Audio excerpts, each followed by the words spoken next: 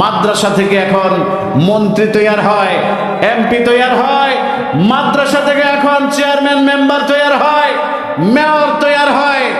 এই ইতিহাস ভারতবর্ষে 1757 সাল পর্যন্ত বলবৎ ছিল আমার ভাইয়েরা। এই ভারতবর্ষ মুসলমানরা শাসন করেছে 800 বছর। কালেমা লা ইলাহা ইল্লাল্লাহু মুহাম্মাদুর রাসূলুল্লাহ, এই কালেমার পতাকা পতপত করে উড়েছে এই ভারতবর্ষে।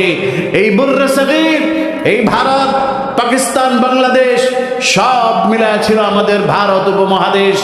এই মসজিদে ছিল মুসলমানেরা। সুবহানাল্লাহ। সেই দিন মানুষ যদি বলতো আমার মেয়ে মাদ্রাসায় পড়ে, আমার ছেলে মাদ্রাসায় পড়ে, গৌরবের সাথে প্রকাশ করত।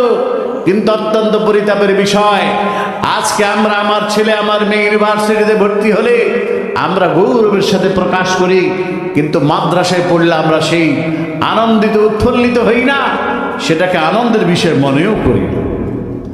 সুতরাং ভাইয়েরা, আমি আর দীর্ঘ আলোচনা করব না। এই মাদ্রাসাগুলো থাকলে আর জমিনের নিচ থেকে দাবানো লুটবে না, পরিষ্কার কথা।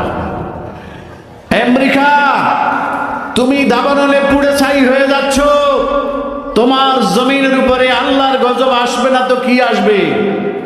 তোমার দেশের পুরুষে পুরুষে বিয়ে হয়, নারীতে নারীতে বিয়ে হয়, তোমার দেশের যৌনাচারের উপর কোনো বিধিবিধান নাই, ফ্রি সেক্সের দেশ ঘোষণা করেছো। তোমরা তো মুসলমান তো নয়, মানুষের কাতারে পড়ার মতো ক্ষমতা তোমাদের নাই। যেই জমিনের উপর দিদার সে আল্লাহর নাফরমানি জিনা হয়, যেই জমিনের মানুষ দিদার সে নির্বিবাদে ব্যবসার সুদকে এক মনে করে সুদ খায়, যেই জমিনের মানুষ মানুষের উপর নির্বিচারে অত্যাচার করে, যেই জমিনে আজান হয় না, যেই জমিনে কোরআন তেলাওয়াত হয় না, ওই জমিনের নিচে আল্লাহ পাক জাহান্নামকে জমা করে দেয়। এই যে আগুন এখন জ্বলছে আমেরিকাতে, এটা কি দাবানল বলা হচ্ছে? এই দাবানল আসছে কোত্থেকে?